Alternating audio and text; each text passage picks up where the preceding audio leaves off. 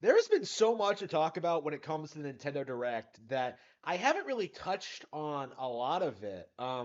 Part of the reason is because I don't have a lot of experience with a lot of the games shown. There were some situations that hadn't developed yet. I had to like take some time to like watch all these Nintendo Directs and see what the narratives commonly were. And there were like a few like preconceived notions that like I knew I had to talk about. The Switch 2 thing, the other narrative that like Switch is on the way out. Like there were definitely a lot of things. Mario Wonder is not going to do well, right? Like there were things that like I really wanted to like dismiss and like talk about and just kind of make fun of. And a lot of the things that did come surface in this particular direct. I kind of neglected to address, right? Like, and I really apologize for that. Like, it's been a work in progress to work through this direct and like go over every narrative and the shift and like see how like things have developed and see what people have tried to pull. And one of the interesting things I did notice was the immediate negative reaction to F-Zero 99 when it was shown off. I saw Demish talking about this. I saw the BitBlock talking about this. I saw Shokyo talking about this. Someone shared a tweet of Mr. Medicare talking about this. Like all of these guys were coming out immediately, trying to say, this isn't what we wanted. We're real F-Zero fans. And F-Zero 99, it's a disgrace. I waited 20 years for this and not a real F-Zero game. How dare! How dare Nintendo do this to us? They came out and tried really hard to paint this narrative that this was a disappointing announcement, that Nintendo dropped the ball, that they didn't respect the F-Zero fans, that they didn't put out a compelling product, that this isn't what they wanted, that like nobody asked for this, that this was a massive, massive disappointment, right? Immediately, all four of those guys did that. And I'm sure they're not the only ones, but those are the four I noticed, right? The four that I've noticed over and over and over again will make these insane claims about the company and expect you to take them seriously. But, like, the thing about F-Zero 99, and the reason why this narrative has been aborted. Like it wasn't killed, right? There are narratives that like are killed off that kind of die over time as people realize that like they were never really true, or like sometimes they last decades, sometimes they last years, sometimes a couple of months, sometimes a couple of days. Like a while back, we had that narrative that like Nintendo screwed over Charles Martinet without telling him anything. There are like narratives that die, right? But like the F-Zero 99 thing didn't die. It was aborted, right? It was not a thing, right? These YouTubers came out in full force condemning a game that launched that day, right? These guys did not even wait to download and play this game before disparaging it, before like actually getting to see what the game was or how it works or its unique mechanics or its design decisions. And like they didn't even play the game that was available for free before like denouncing it as complete trash, right?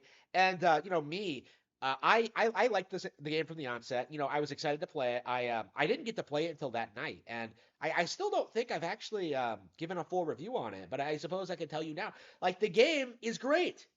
Everyone I've spoken to thinks it's great. The people who are actually playing the game think it's great. Like the BitBlock was legit saying, "Oh, nobody's going to be talking about this a month from now," but I really don't think that's true. We're already a week in, and like one of the things I really want to do this weekend is play some more F-Zero 99, right? Like I have seen this game be positively received. I see that it has an active player base. I see that it got fans excited, not just for F-Zero 99, this release, but for the future of F-Zero, right? Like this might be a similar situation to what we saw with like Metroid Prime Federation Force, in which a game comes out which is heralding the return of this franchise.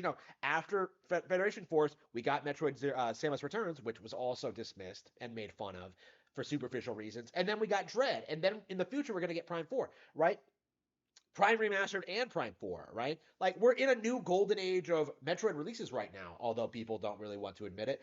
And this is a similar situation to we're seeing the same kind of thing happen with F-Zero, right? Like at the very least, the fact that F-Zero has come out and as popular as it is and has new ideas and mechanics demonstrates that Nintendo is interested in revisiting this IP, right? Like we're finally reaching the point where they're going to put out a new IP, and instead of being excited about it, like you have these weirdos coming out and making these weird assessments, like, oh, I didn't want this. I wanted GX remastered. Like I saw like the BitBlock, Josh Thomas, like no joke, try and come out and say that like, oh, I didn't want this. I wanted fully 3D like big booby bitches and stuff like that. Like he was pretending to be straight. Like I don't know why he does this, but he was legit trying to make like he was legit like larping as if he was like Raging Golden Eagle and only cares about a game's like sexual content. Like not a single person in history has tried to say that F-Zero's appeal is being sexy. Like what? It didn't make any sense to me, but it just goes to show you just how out of touch these people actually are. They don't know anything about these brands. They don't know anything about these franchises. They don't know anything about these games. They don't know anything outside of their very small like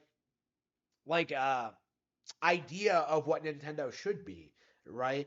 Like none of them really have any respect or regard for this kind of stuff at all. And with stuff like Mario versus Donkey Kong coming out, and like so many of these same people like trying to say that game's not going to be successful, or that the original wasn't going to be isn't very good, or that like this doesn't respect the Donkey Kong IP. Like you really have to wonder just how much these guys like actually play and enjoy Nintendo at all, right? Because Mario versus Donkey Kong like takes a lot of influences from Donkey Kong the arcade game, right? Like it adds puzzle elements, it has new mechanics and stuff like that, better visuals, but like the simple fact of the matter is like you should as a Nintendo fan have at least an understanding of what the original Donkey Kong arcade game is and understand that like Mario versus Donkey Kong should be an expanded version of that. And that should be an exciting prospect to like, hardcore fans. I've been playing a lot of Donkey Kong lately, the original arcade game. Like I was actually pushing for Donkey Kong 94 to be ported, right, to NSO or remade. Like,